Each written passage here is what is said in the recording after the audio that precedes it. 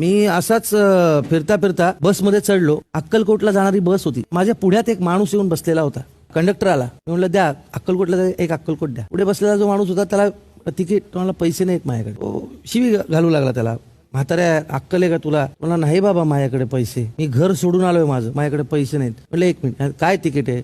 शिव्या का घालतात त्या म्हाताऱ्याला? हे घ्या तिकिटाचे पैसे. मी त्यांच्या शेजारी बसलो. म्हणलं काय झालं काका? काय नाही म्हणलं, मी माझ्या मुलांनी मला आज शिव्या घातल्या, त्यांना लहानाचं मोठं केलं आणि अपमान केला. म्हटलं मग घर कोणी सोडतं का? तुम्ही बनवलेलं घर. म्हणलं पण घरी बायको असेल, बायकोने त्यांची बाजू घेतली, निघालो घरून. म्हटलं आता काय करणार? काय नाही, अक्कलकोटला जाणार, स्वामींची सेवा करणार. म्हटलं बरं. म्हटलं पण नाराज नका हो. तो म्हणला नाही, नाराज मी याच्यावर नाही झालो की मुलांनी शिव्या घातल्या, नाराज मी याच्यावर आहे बाळा, मी आधीच जायला पाहिजे होतं अक्कलकोटला. म्हणलं हे काही खरं नाही, मुलं बाळ बायको बिको हे काही खरं नाही. मला वाईट वाटलं. मी त्यानंतर बस थांबली अक्कलकोटला, लोक उतरली, मी उतरलो. म्हणलं आपण आजोबाला पैसे द्यायचे राहिले, आपल्याला थोडे पैसे त्याला खर्चाला दिले पाहिजे होते, असं म्हणून मी थांबलो. आजोबा येतील. ते आजोबा नाही आले, त्या बसमधनं नाही उतरले. मी अख्ख्या अक्कलकोट मध्ये शोधलं, ते मला नाही सापडले. मला माहित नाही तो कोण माणूस होता, परंतु तो काहीतरी देऊन गेला बाबा मला. त्यामुळे एक कानाला खडा लावला की सगळं करायचं. ते आवळेत ना की रंगुनी रंगात साऱ्या रंग माझा वेगळा, गुंतुनी गुंत्यात सारा पाय माझा मोकळा. पाय आपला मोकळा असला पाहिजे, गुंतायचं पण इतकं नाही की कोणीतरी पाय चोडून घेईल, असं मला वाटतं. अशा वेळेला समजा समोरच्यानी जीव लावलेला असेल तर हो, पण मग त्याचा पाय धरायचाही नाही,